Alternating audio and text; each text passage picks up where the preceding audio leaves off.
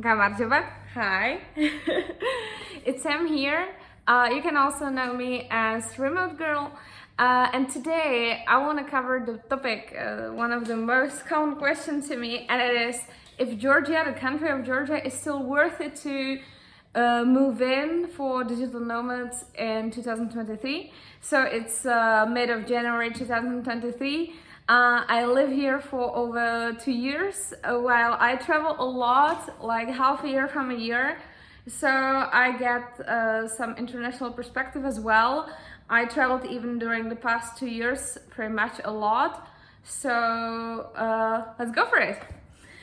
Okay, so Georgia, Sakartvelo. If you have never been here, first I would love to say maybe that my perspective is subjective. Okay, I know it's obvious, but sometimes people be like, you miss something, whatever. Okay, well, it's possible that I might miss something, but I can really only share my honest experience. I myself am Central European, so honestly, when I was moving in, it was during the COVID period. I don't want to talk about it today that much, but I will make a separate video about this topic. Yet I was coming in when the country was actually closed, so it was very hard to get in, restaurants were closed and so on. Yet even during that period, I was like really surprised, because to me it was mind-blowing. It was still better than I expected. I like the mix of architecture, I like the nature everywhere, even like during winter, it's really good. There are many waterfalls. I have never known I love waterfalls that much until I came here, because there are just incredibly many of them. And I would say that I speak both English and Russian. I have many expat friends who speak English only, and they're fine here. And last year, many people moved in, but not only from Russia, but actually other Pacific countries as well, which I think is worth mentioning. So there are not only like many Russians, but there are more Ukrainians, Belarus people, and also there are many people from the West, because I will talk about it later, but the thing is that there are still many digital nomads interested in the country from the Western countries, and they also moved in. The last year situation, it impacted it impacted a lot of countries. I would say it impacted most of the world. So what happens, of course, like thousands of people fled their country and had to move somewhere. And Georgia doesn't have direct flights with Russia, neither. There was no connection almost from Ukraine. So yet there are still thousands of people who stayed here. But what I find very annoying is the Western media narrative. So I don't really understand the motivation, but what actually happened is that like people text me some frightening news stories, how many Russians are only here, and there will be I don't know how many. But in fact, according to the data that Georgia provides, and according to the politicians who are speaking about it and so on, so actually there were many people who came, but actually many people left. So what happens, according to what I've read over the past months, so around 100,000 of Russians stayed in the country, which is proportionally a lot from the perspective that Tbilisi has some 1.5 million people. And it's hard to count because there are many villages around, many people coming for work. And so of course, like when this amount of people come to your country, that's crazy. And just to get a perspective, so in the country lives around 3.5 million people. So you have 1/3 of population, or almost 1/2 of population in the capital city. That's crazy. However, what actually happened, because at that period when the war started, I left to Asia. I was just freaked out, whatever. But then I came back in May, and I was very pleasantly surprised, because what really happened is that the quality improved. You know, I traveled many countries in Europe especially over the past 2 years, and what happened with COVID, and we somehow forgot about, is that many businesses crashed, many businesses closed, cafes get closed, restaurants get closed, everything and everywhere. Just many people gave the business up. And what happened about Georgia is, yes, also like there were of course places that were closed, but when you came in mid of the last year, so incredibly many new places opened, or many places reopened. And so this is just incredible to observe. Like, even before, I was very interested or inspired by the amount of like really interesting concepts of restaurants here. And now it got more worldwide, because before there were mostly Georgian cuisine restaurants, which makes sense, despite like if you're used to, I don't know, the variety in some big cities. So this is not what you get here, but this was not here before, and I don't think that this will really be here in the future, despite it might improve. But like now I was just shopping, and like in the past I couldn't find a sushi rice almost anywhere, and now you had like 3 meters of just Asian products, which is very like unusual. And so these things are changing, but the thing is that Georgian cuisine itself, it's a very rich, it's a very varied. So it's like, I know that some people think that like it's just bread and cheese. Well, it's not. Like, locals do not really eat this on a daily basis. So it's just, you know, you have this touristic perspective which be very limited, because of course you come and you're like, oh, a Georgian khachapuri, you fall in love with it and you eat it every day. Well, man, they have just, it's like one dish out of, oh my god, 100. I don't know. They have just such a rich cuisine. So they have local products, you have local veggies, local fruits, and it's just, oh my god, dried fruits is just, walnuts, oh my, just, you have to try it out. You have so many different types of beautiful, amazing, tasty cheese, and incredible wine. Oh my god, it's just nuts. I really like it. So it's really various. And if you, oh, and herbs, jeez, okay, I'm silent, but if this is what you like, you'll love it here. If you want to eat rice, go to Asia. You know, like, people think often I say that we often overthink our own importance, and this is exactly it. Like, if you do not like this cuisine, just go away. You know, like, I don't like Czech cuisine, for example. You know, it's like fried or heavy meat, whatever. I don't eat these things, so I don't live there. You know, that's how it works. Yeah. Okay, let's get back to Georgia.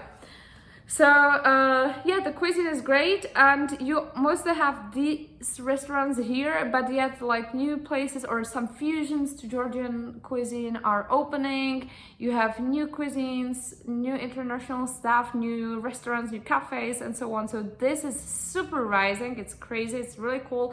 You have new co-working spaces, because what happened, of course, like, it was full. I know that one of my friends, she was like sharing a video. She came to 5th cafe and there was no seat. So of course, like, it had to be crazy in spring here, because like it was just overwhelming. But it's kind of obvious, you know, like, this is what's happening. So, but the market just reacted. It's kind of makes sense, because it's like pretty easy to start a business in Georgia. I think it's a global 3rd country with the ease of making business, of starting business. And it's really true. It's just super easy stuff. If you want to help with it, I will be more than happy to assist. Just text me. You can comment, whatever. And anyway, so this, like, of course, was crazy. What also increased were the gym prices, like, doubled. I was like, wait, what is this? But again, what's happening? The market is reacting because the demand is so high. So you have new places opening, and it's just increasing the quality as well.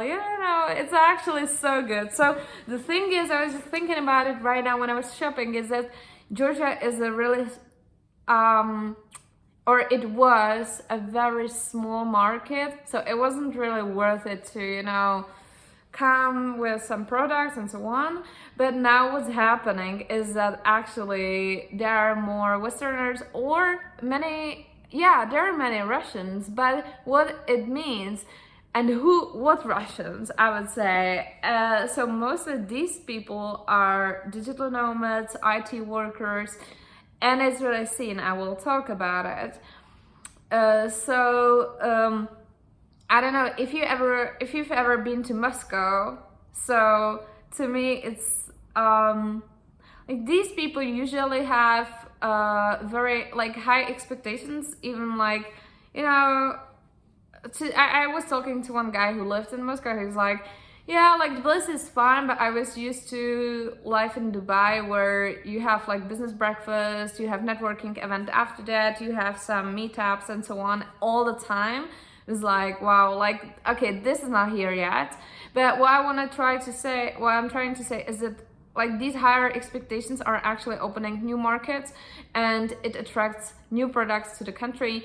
It attracts new like high-end places to be opened, which is really cool, because I think there was like average pretty much, and there were a few like very good restaurants. I think I never had a bad food in Georgia, honestly, but I mean like some high-end restaurants. So there were some, but not so many, and so I think this market is like growing. Also, there are many Saudi Arabian people who are coming here, and they love it here. I was like really surprised. They're like, oh yeah, we have too hot in our country. So there are really many Saudi Arabians here. Who are coming for tourism and for casinos, I think, a lot. So this, of course, changes a bit the nature of the country.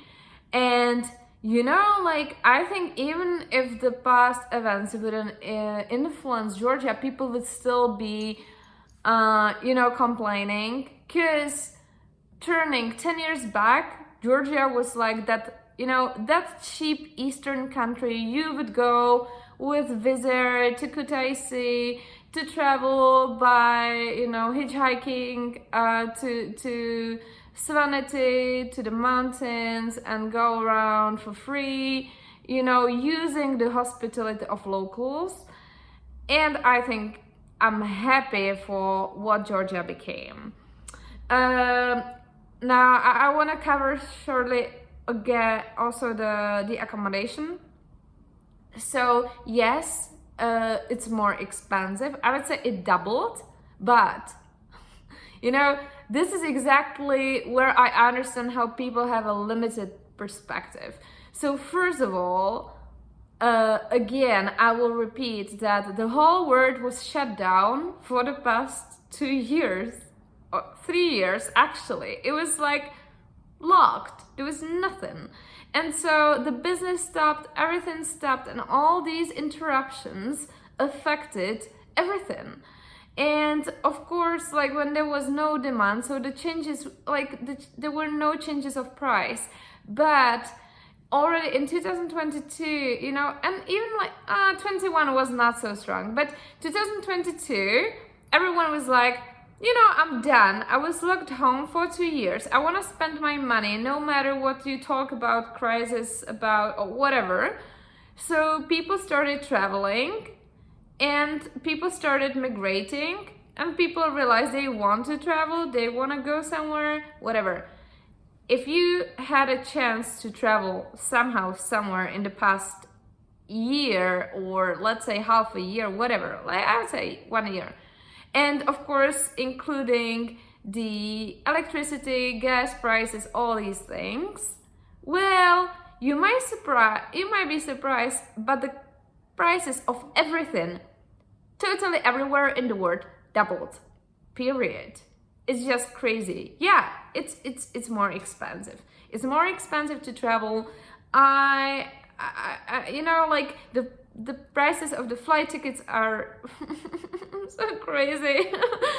Okay, well, you got me. And so the thing is that I think there's also a limited perspective on your own country. So, you know, like I don't understand this. So people think that, oh, I have a higher rent in my country. I have tripled electricity bill.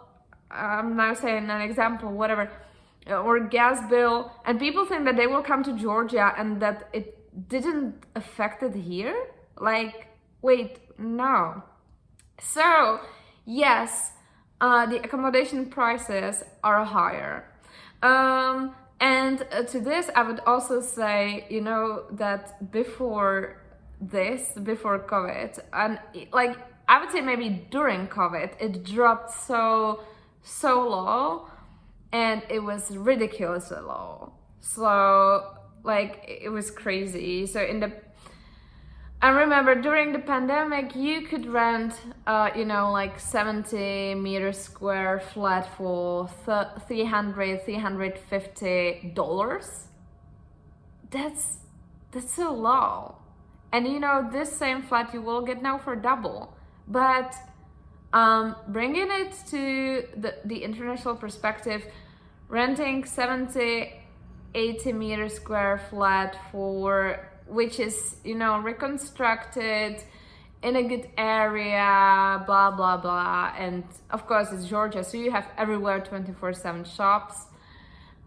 Getting it rent for, you know, $600-700, man, you cannot find this in Europe. It's no. So it's just, yeah, it's more expensive, but like for this price, I was renting in Prague a little studio where I woke up next to my kitchen, and you know, like I'm fine with it. And or even I would say better, because the thing is, you cannot really find much cheaper somewhere else now. Unless, of course, if you own a flat, okay, but I'm you know, I'm talking to people who are traveling and working remotely and stuff. Okay, so yes, the accommodation is more expensive, the restaurants are more expensive, but there are many new places that are really worth it, have a good quality staff. So I'm really happy about this. Georgia became the same beautiful, amazing country with people I really love, and they're very warm despite it's very cold now. And the wine is still here, it's still great. Yeah, so is it still worth it? Oh yeah, of course it's worth it. I wanted to talk next to, you know, like Georgia has this low taxation status, so if you come as a freelancer, you can pay 1% of tax here. You can found a company, you have some special, again, taxation status. They have this Estonian model for the taxation of companies, so you only pay for what you withdraw from the company and so on. This is very beneficial. And what happened with all those, you know, terrible people who came here? I came here as well, you know, 2 years ago, and yeah, you know, that's trash, right? What am I doing here? So I love the country so much. But what happened if you work in tech, if you work in IT, if you work in especially blockchain, Web3, all these stuff, startups, whatever, Jesus, it got crazy. So it's really cool. Like, I was now for 1 month in Thailand. I just came back. But before I was leaving in December, I was literally at some 3-4 meetups, 3-4 conferences every week. And I was just so, I got to a point when I was like really, I had a fatigue of networking, like serious. And I was just going to those major places, like interesting stuff. And yet there were just so many events, and I met so many interesting people. and you know it's rising, and I'm just, you know, I feel it, like it's just so beautiful to see. So it's like expanding so crazily. So I think that we will soon hear about Georgia from the startup scene perspective, and I'm so happy to see it, you know, live. It's just crazy. So yes, this is what happened, and of course it means, again, like you have here many IT workers that are expats, and so, or immigrants, whatever you want to call it. I think it depends on the case, but what happens is that local education will increase thanks to this. There are new educational activities, there are new conferences, and so on. So the country, it's like, it's really good for local, especially like students or younger people, or people just who want to transit and who want to get this kind of Western experience, especially because this is something I kind of liked here. So what, you know, I don't want to cover like plus and minuses of Georgia, but because every country has, you know, every country has its drawbacks, okay? But one of the things I didn't like here that much is the service. Like really, sometimes when you need a customer support stuff, it's just so painful. So, yeah, but I just hope that this, I think it's simply the lack of, you know, being on the international scene, is the lack of having the Western experience, lack of, you know, experience from the startup scene and so on. So also the nature of people is not that like driven. So if you, maybe if you were ever in Sicily, I think it's the best comparison. So people here really love to live, and I love it because it's totally mine. So yeah, but some people might be a bit like, the efficiency might not be so good as it is in some Western countries. So this might change, and I hope it changes, because of course this would increase local salaries and so on.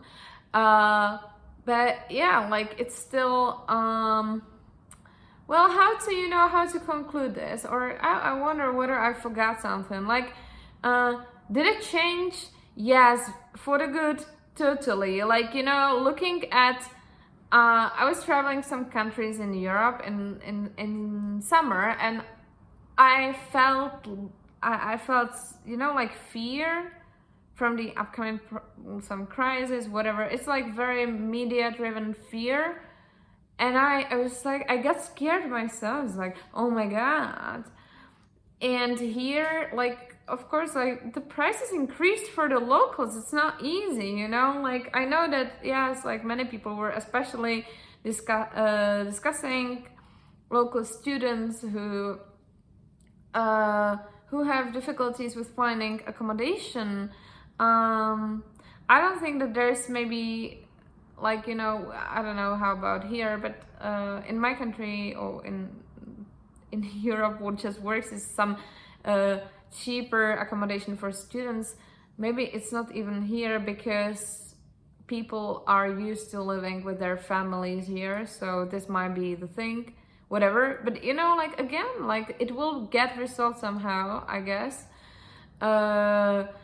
Yeah, no, I guess, of course, it always gets resolved, but the market will kind of alter it. So yeah, maybe if you're from the field, so you can start build houses for the students, you know, like, and just for lower prices, whatever. There are some shared rooms in Prague. It's a normal thing to live there. I have never did it, but yeah, so this is struggle for locals. The accommodation prices, I think, mainly, yeah. The food prices, you know, like, yeah, sure, like it increased, but again, like, you know, it really increased everywhere. And I just, you know, like, do I like it the way it is? I mean, do I like Georgia the way it is? You know, you have to be a bit accepting to the country you live in, same as you are to your partner and to yourself. So I like Georgia for what it is. I love Georgia for its people and so on. Like, so do I want to stay here? Yeah, it makes sense to me. Yeah. So yeah, it kind of it makes sense here. It's really low bureaucratic. It's state low bureaucratic. It has a great, if you're into cryptocurrency, so it has, you know, legal stuff for crypto. So it's very simple here. It's very easy to start here. This is so good. So, you know, you don't have this relocation headache with, oh my God, can I stay there? You know, you can stay in the country for 1 year, and after that you can just cross the border and come back. Or if you travel, so, you know, you don't have really problems with this. Or if you have your, of course, like if you stay for longer, so you have your business, you can get a residency and so on. So yeah, it's like, this is very easy to, oh my God, to get result here. It's very easy to submit taxes here. It's in English because they understand that, you know, like people do not know their language. It's very difficult. This is difficult, but most people speak English. So I don't have any problems with that here either. This is what state, and also maybe one thing some people are also questioning, it's like, oh, okay, so you pay this 1% tax there, right? And 0% on cryptocurrencies. What if it would change? And so they have also in law that if the government wanted to change the taxes, so they have to make a referendum for it. So it won't happen. So wow, this is like so crazy. So it's, you don't really have such, you know, strong changes here. Honestly, in the legislation changes, Europe is much more dynamic. It's much more unexpected. So this is not here. This is good. And also, like, if you're in crypto, so there's Binance is opening their offices here. They're moving people here. So this is also crazy. And yeah, like I would expect more such things here in the next months. I think Georgia will become really another like startup hub, which is really cool. What is good about, you know, the accommodation, I think this will fix hopefully soon, because Georgia is a very low bureaucratic country. So I guess that it won't be, it's really a question of time till new flats, new houses are built again. I know this takes time, it only takes time. So I hope that with the demand, it will only improve. If you want to buy a cheap flat, this is a great country for it too. Despite it increased, but still, it's like, I know so many people told me that they bought flat and now it's worth double, you know. So yeah, it's crazy, you know, in a matter of year or two. Of course, I do not expect such a, you know, strong increase in prices and stuff like in the next close future. Like it won't happen, but yeah, it's like still increasing. And so what really changed is that Georgia, it's not anymore the cheap country for backpackers. I would say that it's actually showing the world that it has rich culture, rich history. It's a strong, bold nation that is really warm. But you know, it's like this Georgian stuff. It's like, you know, they are very kind if you're nice, but if you're not nice, don't try it. Then yeah, they're straightforward, they're direct, and I love this. I love honesty. I don't like, you know, when people be hyper correct. Not my style. So I totally love I love it. And when you're honest with them, they'll be honest with you, they'll accept you. It's really good. Yeah, so if you're considering Georgia to be your next digital nomad destination, or if you consider it to create it as your base, which I have it as my base, so you can let me know, text me on LinkedIn or somewhere. I want to start in the next weeks helping people to move in if they have some struggles with it, or if they have some questions So I'll be happy to assist you as well. And if you have any other questions about Georgia, I will be more than happy to cover it. So let me know in the comments. Feel free to share it with your network if if you think that it might be interesting for some other people. And you can follow me for more, remote work stuff, mainly travels, of course. And I don't make like videos from travels, but for this, check my Instagram. But yeah, like remote work stuff, Liberland stuff, and even personal branding and some philosophy, because like my niche is not really remote work, it's rather the individual freedom. And Georgia is really one of those places where I feel really free, so I love it. So hope to see you around. Take care and cheers.